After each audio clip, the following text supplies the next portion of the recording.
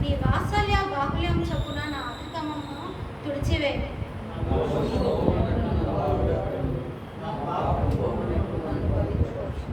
నా అతిక్రమములు నాకు తెలిసే ఉన్నాయి, నా పాపం ఎల్లప్పుడూ నా ఎదుట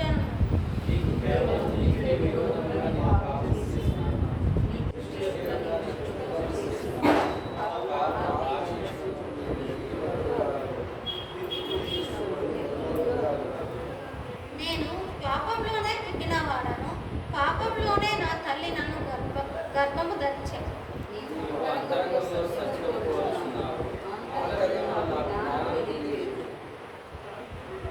హిస్సోపుతో నా పాపం పరిహారించు. నేను పవిత్రగా ఉన్నట్లు హిస్సోపుతో నా పాపం పరిహారించు.